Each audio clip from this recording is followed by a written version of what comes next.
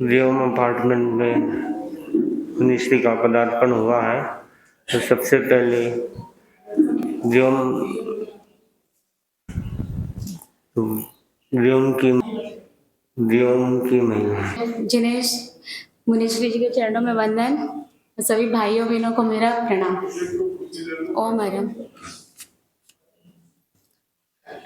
अभिनंदन करते हैं, अभिनंदन करते हैं, अभिनंदन करते हैं, अभिनंदन करते हैं।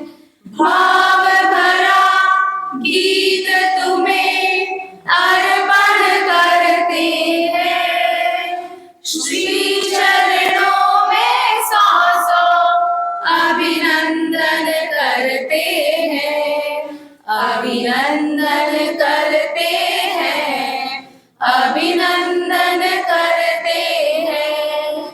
ना फूल दीप ना चंदन, नहीं चंदन करु श्रद्धा के स्वरों से मैं अभिनंदन। शब्दों के फूल बिछाऊं मैं बिछाऊं, मैं भक्ति के दीपक आज जलाऊं। भाव भरा गीत तुम्हें अर्पण करते हैं, श्री चरणों में सौ अभिनंदन करते हैं, अभिनंदन करते हैं, अभिनंदन करते हैं। आई है घड़ी मन भावन, मन भावन, मैं धन्य हुआ आज पाकर दर्शन। खुशियों से महक रहा मन, मेरा मन सुख से रोशन आज हुआ है आंगन। भाव भरा गीत तुम्हें अर्पण करते हैं, श्री चरणों में सौ अभिनंदन करते हैं, अभिनंदन करते हैं, अभिनंदन करते हैं। रही कृपा तुम्हारी भारी, हाँ भारी, हमारी सांसें रहे सदा आभारी। रह गया तुम्हारी मुझ पर, यूं ही मुझ पर शुभ आशीष का हाथ रखना हम पर।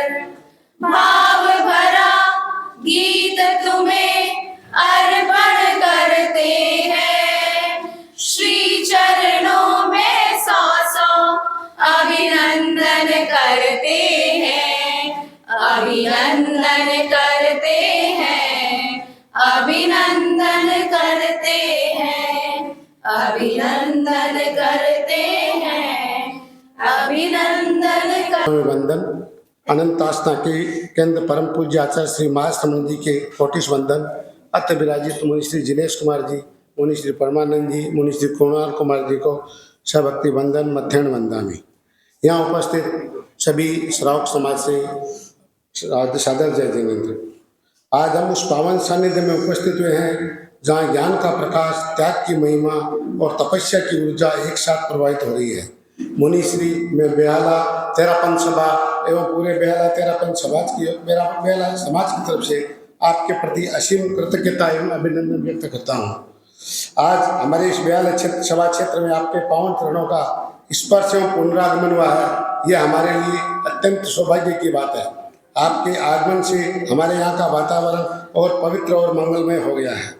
आपके पावन सानिध्य में हम सभी को धर्म, नैतिकता और सदाचार के मूल्यों को समझने का अवसर मिलेगा। मुनिश्री तेरापन धर्म संघ त्याग, तपस्या और अहिंसा का प्रतीक है। हालांकि आपका 7 दिवसीय प्रवास बहुत छोटा समय है, किंतु आपके आशीर्वाद एवं पावन सानिध्य से पूरे श्रावक समाज को तेरापन धर्म संघ के मूल्यों को समझने का अवसर मिलेगा और हम आत्म कल्याण और विश्व कल्याण के पथ पर अग्रसर होंगे।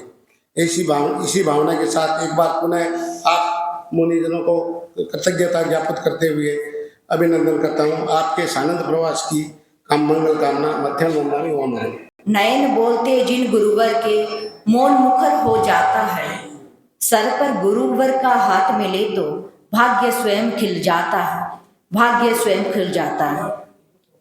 युग प्रधान आचार्य श्री महाश्रमण जी के सुपावन चरणों में कोटि सत वंदन। बेहाला में विराजित मुनि श्री जिनेश कुमार जी, मुनि श्री ब्रह्मानंद जी एवं मुनि श्री कुणाल कुमार जी मथेन मंदानी, यहाँ पधारे सकल श्रावक समाज से सादर जय जिनेन्द्र।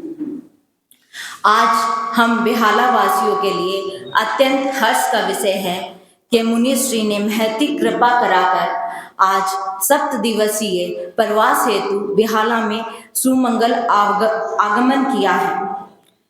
मुनि श्री के प्रति अनंत अनंत कृतज्ञता ज्ञापित करते हैं। आज हम सब के खुशियों की पार नहीं है। अपने इन्हीं खुशियों के भाव को मैं चंद पंक्तियों में व्यक्त करना चाहती हूँ। आज धन्य भाग हमारा, आज धन्य भाग हमारा, आप आया हमारे आंगण। आज धन्य भाग बेहाला, आप आया हमारे पावण। आप आए मुनिवर खुशियाँ छाई अपार, आप आए मुनिवर खुशियाँ छाई अपार। पुलकित है हर जन जन देखो आज, स्वागत में है बेहाला सकल समाज, स्वागत में है बेहाला सकल समाज। पाँव में पलक बिछा रहे, खुशियाँ मोद हम आज मना रहे, खुशियाँ मोद हम आज मना रहे। ओम हरम। वंदन। प्रातः स्मरणीय युग प्रधान आचार्य श्री महाश्रमण जी के चरणों में सत सत वंदन। आदरणीय मुनि श्री जी जिनेश कुमार जी को मेरे जिनेश कुमार जी के चरणों में सभक्ति वंदना। सहवर्ती साधु वृंद के चरणों में सभक्ति वंदन। उपस्थित श्रावक समाज जय जिनेन्द्र।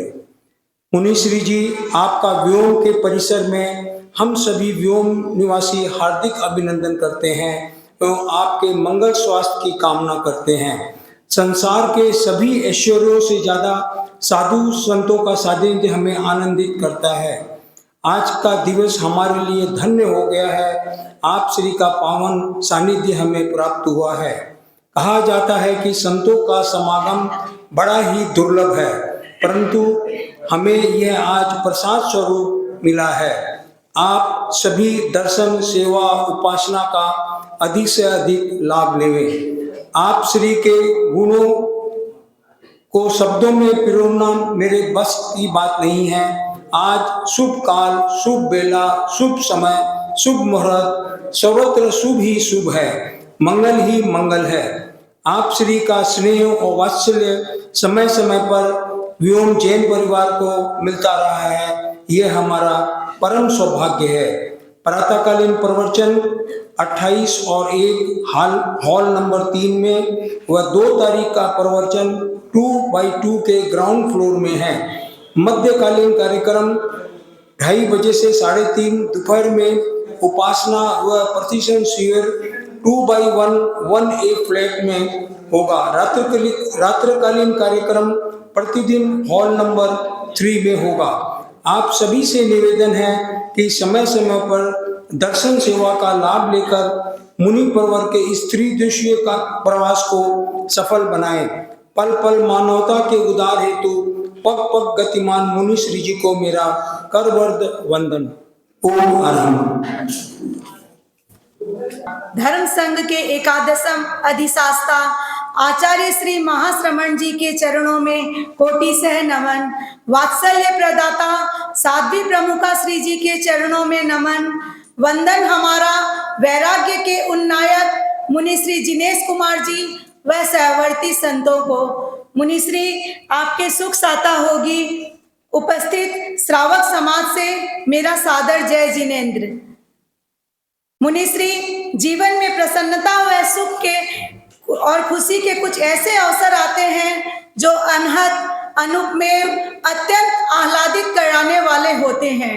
ऐसा ही पल हर्ष व उल्लास से परिपूर्ण क्षण हम व्योमवासियों की झोली में आज आया है। इस प्रसन्नता के सुअवसर पर मैं पूरे व्योम परिवार की ओर से प्रज्ञापुंज मुनि श्री जिनेश कुमार जी, परमानंद जी व कुणाल कुमार जी का स्वागत, वंदन, अभिनंदन करती हूँ। मुनि श्री की महती कृपा दृष्टि व्योम निवासियों पर हमेशा ही रही है। आपने 3 दिवस का अमूल्य समय प्रदान कर हमें माला माल कर दिया है। 3 दिवसीय प्रवास का उपहार देकर आप श्री ने व्योम वालों का गौरव बढ़ाया है और यह उपहार हमारे व्योम की एक अमूल्य धरोहर है। जन जन मन के है रहमान, पधारे मुनिवर बने भगवान, करते स्वागत सह गुणगान, पधारे मुनिवर बने भगवान, मन के फले सकल अरमान, पधारे मुनिवर बने भगवान, देने आए आत्मिक ज्ञान, पधारे मुनिवर बने भगवान। प्रयागराज का त्रिवेणी संगम महाकुंभ आज 3 संतों के समागम के रूप में हमारे व्योम में उपस्थित है। सभी धर्म परिवारों के श्रावक श्राविका समाज से मेरा सविनय निवेदन है कि धर्म के इस संगम में डुबकी लगाकर स्वयं को आध्यात्ममय बनाएं। मुनि श्री के 3 दिवसीय महाकुंभ रूपी प्रवास में समय समय पर आप सभी दर्शन सेवा का लाभ लें और अपने जीवन को सफल बनाएं। मैं कामना करती हूँ मुनि श्री आपका व्योम में प्रवास साताकारी हो, आरोग्यमय हो और कल्याणकारी हो। विश्व शांति के उन नायक को वंदन, करता सकल व्योम, युगों युगों तक आप दीपो, हम सब की यह अरदास। ओम अरहम। में कोटिशय वंदन। युग प्रदान आचार्य श्री महासमुनि के कीर्तन में कोटिशय वंदन। मुनिवृंद, उपस्थित धर्म प्रेमी भाइयों बहनों, दैनिक प्रवचन के अंतर्गत आज का विषय है सात्विक चेतना के निर्माण के सूत्र। सात्विक चेतना के निर्माण के सूत्र। व्यक्ति के अंतःकरण में 2 प्रकार के पक्ष होते हैं, कृष्ण पक्ष और शुक्ल पक्ष। जिसकी वृत्ति तामसिक होती है, हिंसा में होती है, भोग में होती है, विलासिता पूर्ण होती है, वे कृष्ण पक्षी कहलाते हैं। जिसकी चेतना सात्विक होती है, अहिंसा में होती है, सादगी में होती है, संयम में होती है, तप में होती है, सदाचार से युक्त होती है, वे शुक्ल पक्षी होते हैं। तामसिक वृत्ति से उग्रता बढ़ती है। किसकी? कषायों की उग्रता बढ़ती है, भोग की उग्रता बढ़ती है। तामसिक वृत्ति को छोड़कर व्यक्ति को सात्विक वृत्ति अपनानी चाहिए, और जो व्यक्ति सात्विक वृत्ति अपनाता है वही व्यक्ति सात्विक चेतना का निर्माण कर सकता है। सात्विक चेतना के निर्माण के 3 सूत्र हैं, सम, सम और श्रम। पहला है सम। सम से तात्पर्य है उपशम की साधना। चेतना के निर्माण में उपशम का बहुत बड़ा मूल्य होता है। जिसके कषाय अशांत होते हैं, वृत्तियां शांत होती है, वह व्यक्ति चेतना का निर्माण करता है। बदलते परिवेश में उपशम भाव धीरे धीरे कम होता जा रहा है, जिसके कारण घर परिवार में, समाज में अनेक प्रकार की समस्याओं का निर्माण हो रहा है, जन्म हो रहा है। कभी कभी ऐसी स्थिति बन जाती है, व्यक्ति घर परिवार को छोड़कर चला जाता है, गलत कदम उठा देता है और कलह का वातावरण निर्मित हो जाता है। आवश्यकता है हर परिस्थिति में अपने आप को भावित करना चाहिए, अपने आप को आलोकित करना चाहिए और अपने आप को स्वस्थ रखना चाहिए। चेतना का निर्माण, जब आपके भीतर में उपशम का भाव है तब चेतना का निर्माण होगा, मतलब सात्विक चेतना का निर्माण होगा। भगवान महावीर ने साधना काल में कितने कष्टों को सहन किया। उनका एकमात्र लक्ष्य था, मुझे आत्मा का निर्माण करना है और शुद्ध अवस्था को प्राप्त होना है, कर्मों का क्षय करना है। यदि व्यक्ति कर्मों का क्षय करना चाहता है, घर में शांति चाहता है, चेतना का निर्माण चाहता है, हर परिस्थिति में अपने आप को उष्म भावना से भावित करें। शांत, मेरे कषाय शांत रहे। सम्यक्त्व के 5 लक्षण बताए गए हैं। उनमें पहला लक्षण कौन सा है? सम। सम नहीं, शांत है, आवेग सारे शांति मन में व्याप्त है। तो जब तक भीतर में आवेग शांत नहीं है तब तक शांति मिलने वाली नहीं है। आवेगों को शांत करो, आवेशों को शांत करो। पल पल में यदि व्यक्ति गुस्सा करता है, पल पल में असमाधि पैदा करता है, पल पल में घर के वातावरण को, समाज के वातावरण को दूषित करता है, तो समझना चाहिए वो तामसिक चेतना का विकास करा है, सात्विक चेतना का विकास नहीं करा है। और आप जानते हैं कलह करने से कितना नुकसान होता है, आवेश करने से कितना नुकसान होता है। शारीरिक नुकसान होता है, मानसिक नुकसान होता है, भावनात्मक नुकसान होता है, आर्थिक नुकसान होता है, व्यवसायिक नुकसान होता है, पारिवारिक नुकसान होता है और पढ़ाई पर भी असर आता है। कर्मजा शक्ति कमजोर हो जाती है और यहाँ तक कि मेमोरी पावर भी धीरे धीरे कम होता जाता है। क्यों? आवेश। गीता में भी बताया है, नरक के 3 कारण बताए, काम, क्रोध, लोभ। मतलब काम के कारण, लोभ के कारण और क्रोध के कारण व्यक्ति नरक में जाता है, दुर्गति में जाता है। 10वें कालिक सूत्र में भी बताया है, कोहो पिंग पणासी। क्रोध से प्रीति का नाश होता है, आपस में प्रेम भाव नहीं रहता है।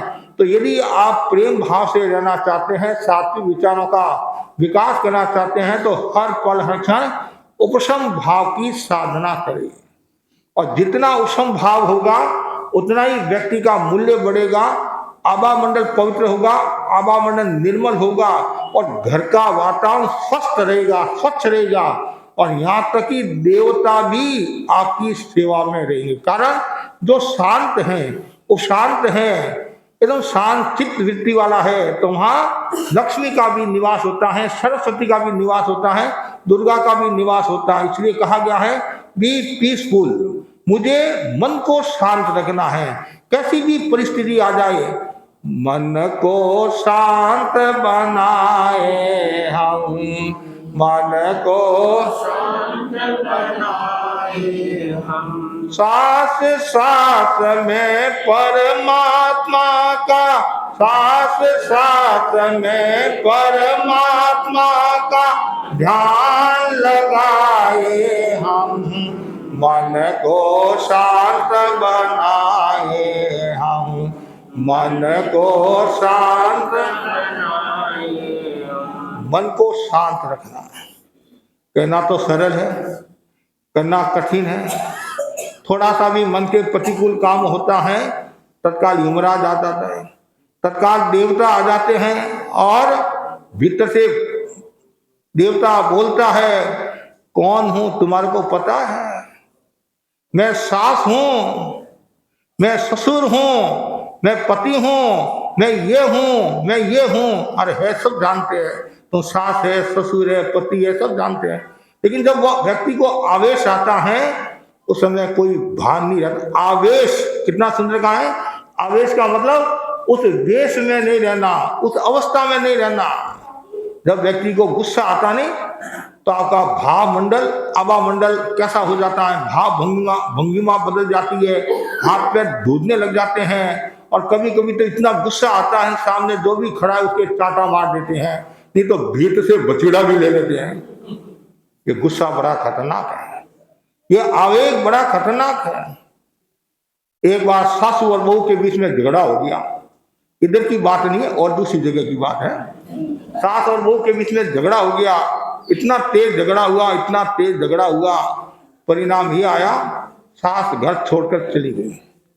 और पत्नी जो बहू थी वो आवेश में थी, गुस्से में थी, उसने बच्चे को स्तनपान कराया और थोड़ी देर के बाद में परिणाम ये हुआ बच्चा मृत्यु को प्राप्त हो गया।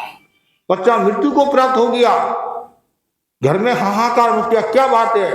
डॉक्टर को बुलाया, डॉक्टर ने देखा, निरीक्षण किया, डॉक्टर ने कहा जिस समय आपने बच्चे को स्तनपान कराया उस समय आप किस अवस्था में थे, किस मुद्रा में थे? उस समय मैं गुस्से में थी। बस वो जो दूध अमृत था वो जहर हो गया, विष हो गया, बच्चा मृत्यु को प्राप्त हो गया। ये कोई कहानी नहीं है, ये कोई कल्पना नहीं है, ये घटित घटना है, महाराष्ट्र बम्बई की घटना। दूसरी घटना, माँ और बेटी जा रही थी और बेटी ने कहा माँ मुझे बिस्कुट दिला। माँ ने कहा बेटी अभी पास में पैसा नहीं है और घर जाकर मैं तुम्हारे को दिला दूंगी। अब बच्चे होते हैं, कभी कभी बच्चे इतने जिद पकड़ लेते हैं तो समस्या भी हो जाती है। माँ ने बहुत समझाया, वह समझी नहीं और माँ ने गुस्से में आकर एक चांटा मारा, जोरदार, इतना जोरदार चांटा मारा और बच्ची सड़क पर पड़ी, गिरी और मोटरसाइकिल वाला आया उड़ाकर चला गया। ये घटित घटना है, ऐसी एक नहीं अनेक घटना है। द्वैपायन ऋषि का नाम सुना होगा, भगवान हरिश्चंद्र के शासनकाल में गुस्सा के कारण जो साधना बहुत ऊंची होने वाली थी कमजोर हो गई।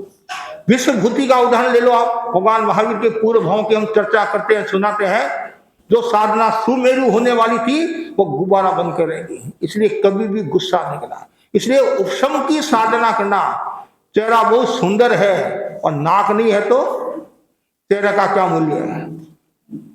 मकान बहुत बढ़िया बनाया और मकान में यदि खिड़कियां नहीं है तो, तालाब बहुत बढ़िया बनाया अंदर पानी नहीं है तो उस तालाब का क्या मूल्य है? आप में सब कुछ है और यदि उपशम का भाव नहीं है, सहिष्णुता का भाव नहीं है तो कुछ भी नहीं है।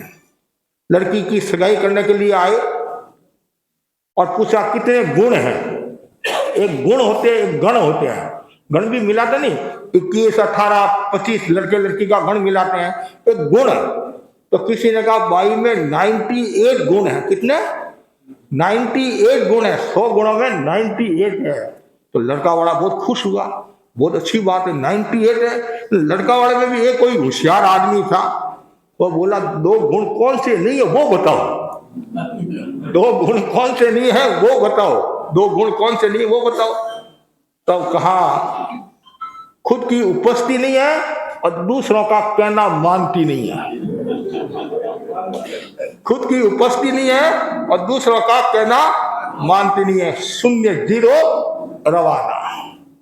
कितनी मार्मिक बात की है।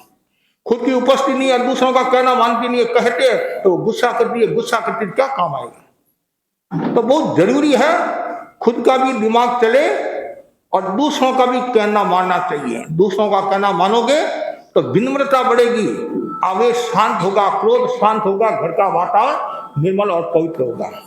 तो सात्विक चेतना के निर्माण का पहला सूत्र है उपशम की साधना। दूसरा सूत्र है सम। सम का मतलब है समानता। सब जीवों को समान समझना चाहिए। कितनी महत्वपूर्ण बात है। यदि ये भाव सब में आ जाए तो बेड़ा पार हो जाएगा। लेकिन बड़ा कठिन काम है, भेदभाव आ जाता है, पक्षपात का भाव आ जाता है। समानता के अभाव में कभी कभी इतनी भारी समस्या हो जाती है। देवरानी और जेठानी संयुक्त परिवार है और खुद का बेटा आया, ले बेटा आ गया लाडू खा ले, और जेठानी का बेटा आया स्कूल से आ गया, ले रोटी खा ले। क्या परिणाम आया? बच्चे तो बच्चे होते हैं। फिर थोड़ी देर के बाद में खुद के बेटे को नहीं, जेठानी के बेटे को 2 रसगुल्ले दिए और खुद के बेटे को मुट्ठी भरकर रसगुल्ले दिए। ये किसने देखा? लड़के ने देखी।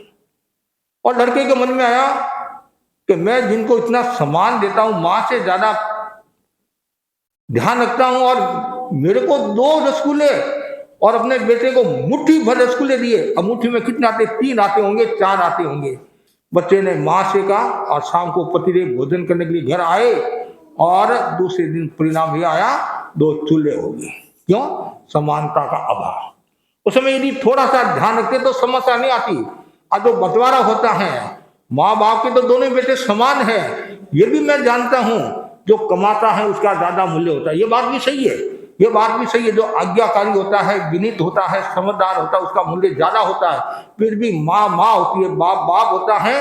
यदि आप समानता का भाव रखोगे तो समस्या नहीं आएगी। और समानता नहीं होती है, असमानता का भाव होता है, तो फिर दीवारें शुरू हो जाती हैं। ये तो द्वार है, कभी भी अंदर आ सकता है। इसलिए सम का भाव, समानता, भगवान महावीर ने कहा सब जीवों के प्रति संभाव की चेतना का विकास करो। पृथ्वी का है, अब का है, तेजस का है, वायु का है, वनस्पति का है, तस का है। सब जीव जीना चाहते हैं, मरना कोई नहीं चाहता है।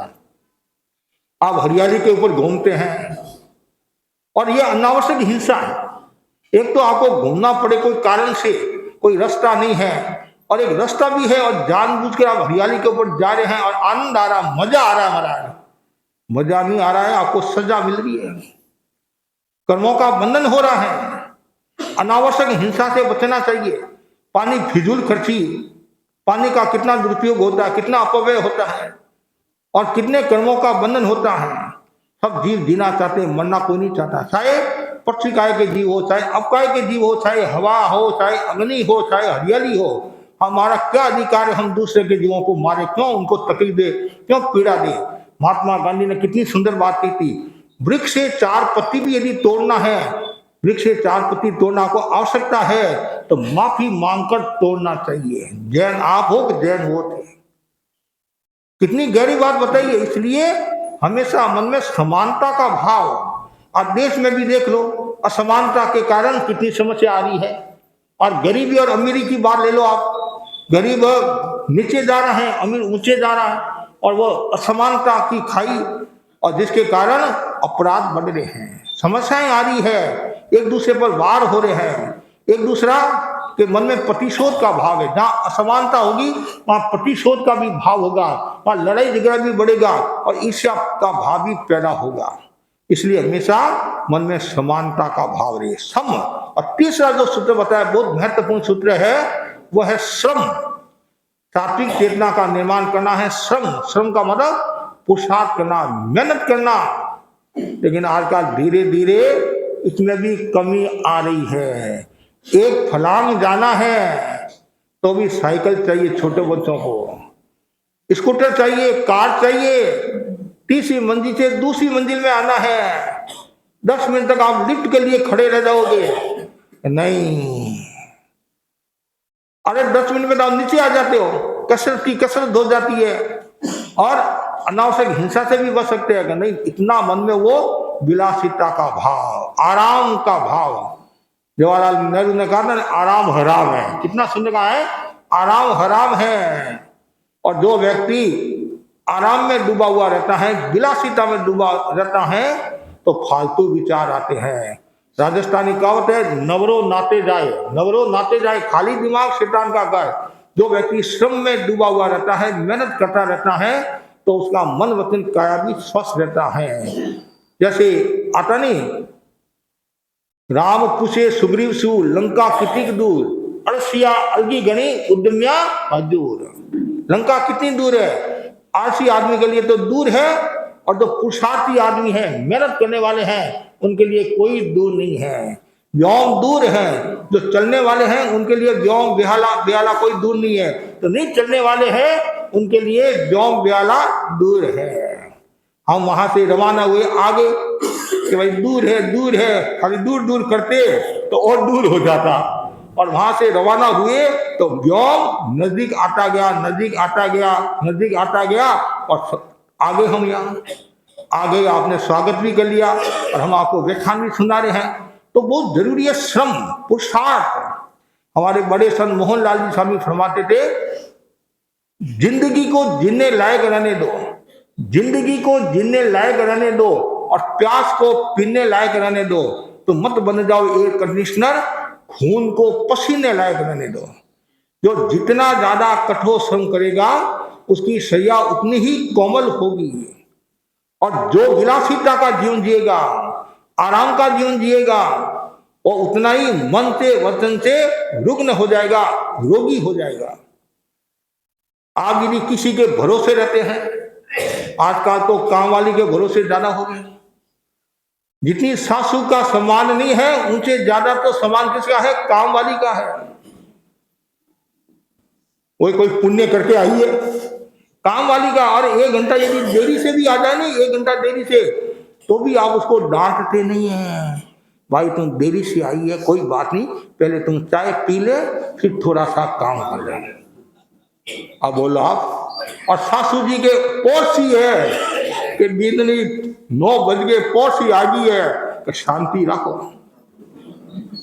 ये इतना फर्क आ गया। तो हम दूसरों पर क्यों आधारित रहे? स्वावलंबन का जीवन जिए। हमारे साध्वी बदामा जी का नाम सुना होगा आपने, तो तेरापन धन संघ में सबसे बड़ी उम्र वाली साध्वी है, और दीक्षा को भी उनको बहुत वर्ष हो गए हैं, दीक्षा को भी खूब वर्ष हो गए, करीबन 83 साल पूर्ण हो गए होंगे शायद संभवतः, और 106-7 साल की उम्र है। और अब तो पता नहीं, मुझे पूरी जानकारी नहीं। कुछ साल पहले तो वो प्राय खुद का काम खुद करती है, और आज भी उपवास करना आदि करना, दे करना आदि करना, बोलो आप। और आज 50 साल का आदमी हो गया, 60 साल का हो गया, 18 साल की बाई होगी, मैं मरा सासू होगी हूँ। अब तुम्हारे दीनरी काम करी, बाया फोड़ा पड़ी। दूसरों पर आधारित मत रहो। जब तक हाथ पैर चले तब तक किसी पर आधारित नहीं रहो। और किसी के पास में काम कराना है या तो क्या बोलना, भाई मेरी इच्छा तो नहीं है, करूं क्या, मेरा शरीर ठीक नहीं है, मैं तुम्हारे को कह रही हूं, तो इससे आत्मीयता जुड़ेगी। और एक आप आदेश की भाषा में बोलोगे, काम कर, ये कर, वो कर, वो करेगी तो सही, घर में है, लेकिन वो इतना प्रेम का भाव नहीं लेगा।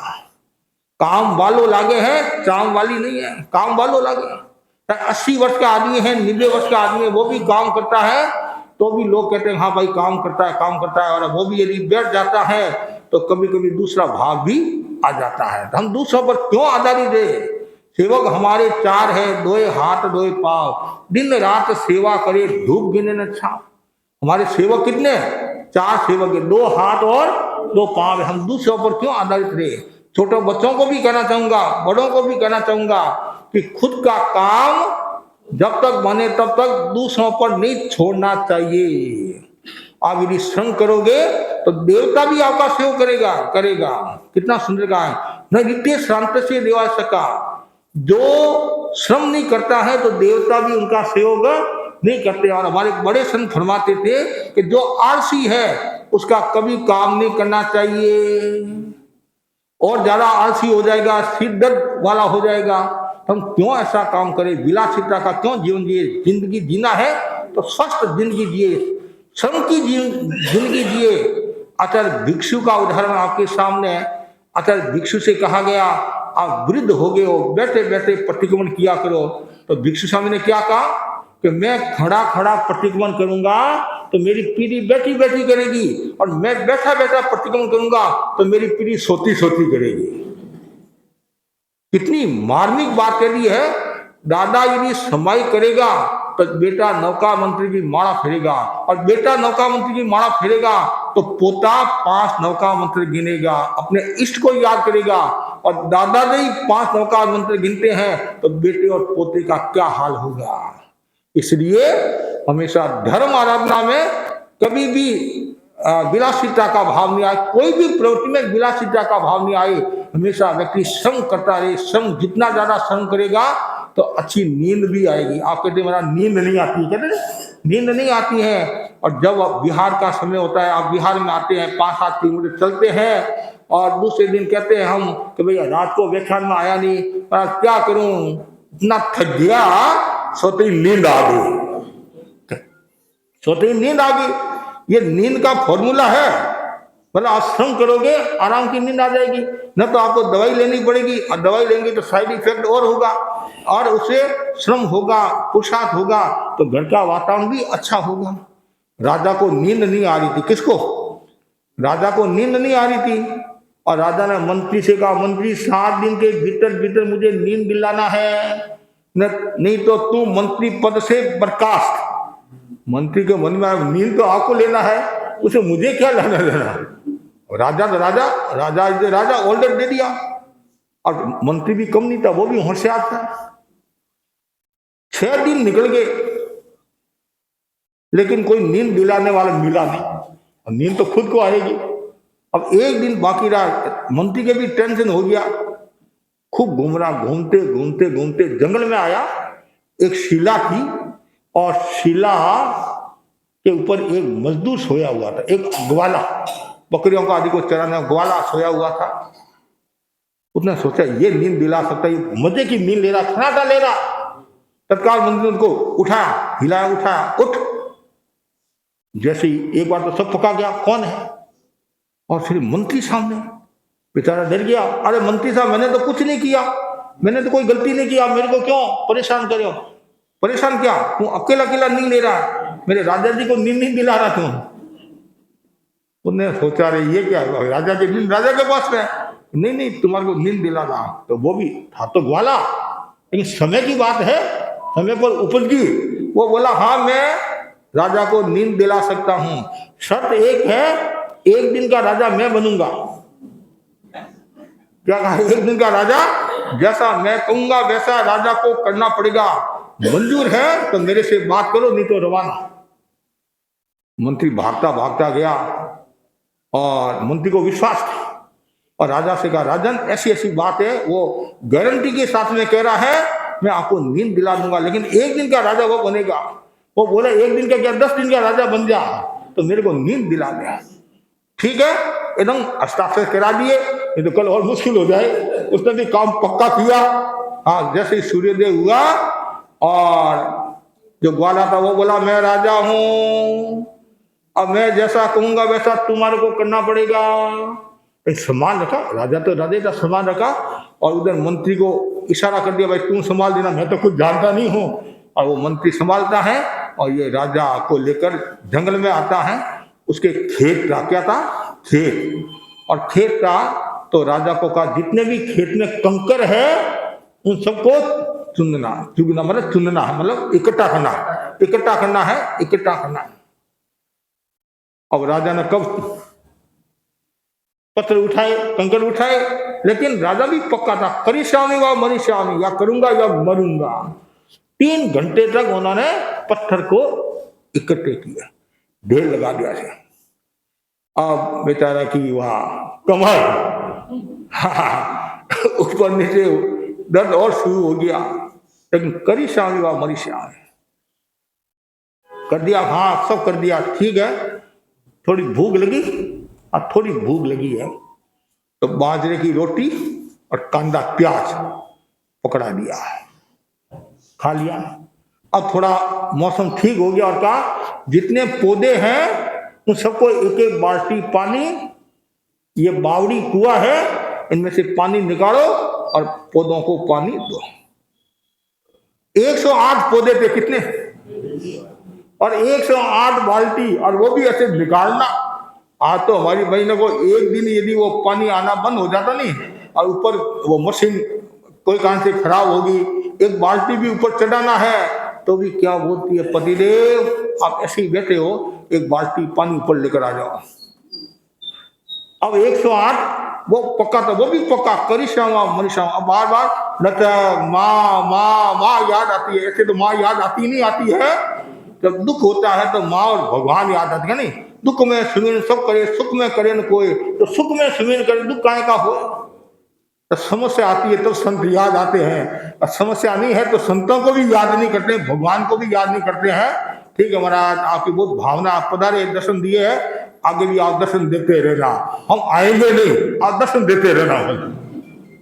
तो वैसे ही ठीक है, उसने पूरा एक एक गिन गिन कर 108 बाल्टी पानी, और 3 घंटे लगे। सूर्यास्त हो गया, अब राजा बोला कि मेरे को नींद आ रही है। नए राजा को नींद आ रही है, भूख लगी। अरे भूख तो खूब लगी है, भूख रात ढूंढी आंख जाए ऊंधी, कहते नहीं। भूख किसका नाम है? भू मतलब पृथ्वी, ख मतलब आकाश।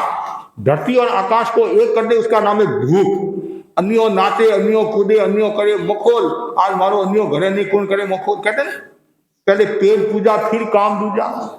अब नाश्ता किया हुआ है तो व्याख्यान भी सुनोगे आप, और नाश्ता नहीं किया हुआ होता है तो बार बार महाराज कब व्याख्यान पूरा करे, कब नाश्ता करे, नाश्ता करे, नाश्ता करे, भोजन करे। अब वैसे ही भूख लगी, हाँ आखिर उसने सोचा मेरा राजा है, तो गर्मा गर्म भोजन बनाया। 4 चपाती, भिंडी का साग, परवल का साग, तोरू का साग, थोड़ा दाल चावल पापड़ आदि। मेरा राजा है, और उसने खा लिया। और भूख है, और भूख है। तो नया राजा बोला थोड़ा तो मेरे लिए भी रख भाई। और जैसे सोया और सोती नींद आ गई। नींद आई और मंत्री को बुला दिया, मंत्री साहब देख लो आपके राजा जी को नींद आ गई। ठीक है, मंत्री चला गया। और सारी रात पूरी सुबह सूर्योदय होती वापिस सत्ता बदलना। वो तो एक दिन के लिए राजा था। अब सूर्योदय के आसपास मंत्री आया और राजा से कहने लगा, उठे जाग रे मुसाफिर, उठे जाग रे मुसाफिर, अब हो चला सवेरा, पल पलक प्यारे, मिट गया अंधेरा, उठे जाग रे मुसाफिर।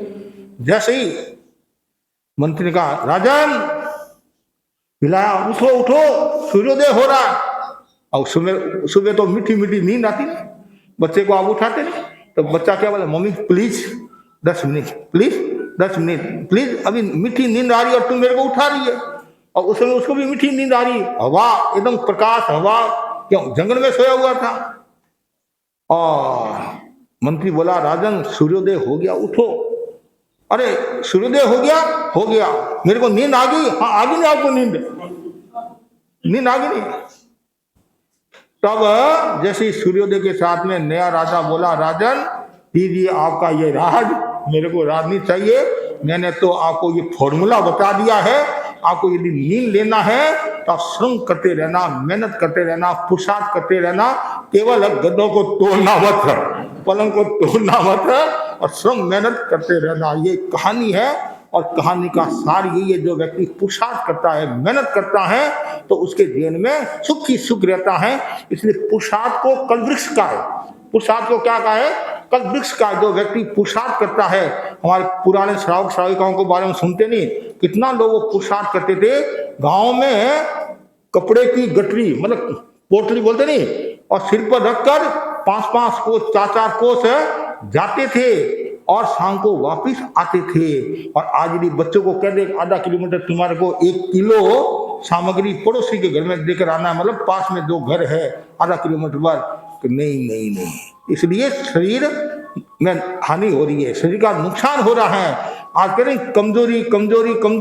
पहले बहने घट्टी पीसती, पूरा घर का काम कर लेती, फिर भी लोगों के पास में टाइम था, क्या कहते हैं, फिर भी टाइम था।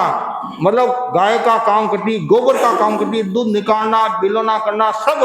और आज काम नहीं है, फिर भी क्या कहते हैं, बहुत बिजी है, क्या कहते हैं। और हम कहते हैं आप बिजी नहीं हो, लेजी हो।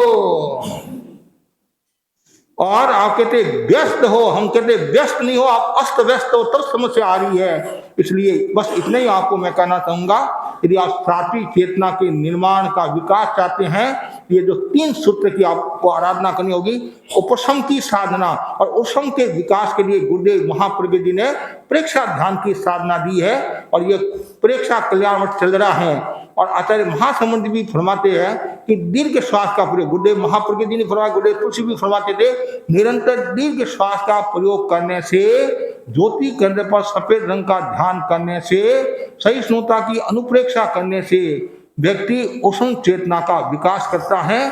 और जिसका गुस्सा शांत है तो उसका सब काम अच्छा होता है और उसका पावर भी बढ़ जाता है, मनी पावर सब पावर बढ़ जाते हैं। तो इसलिए दूसरा सम समानता, सब जीवों को अपनी आत्मा की समान समझो।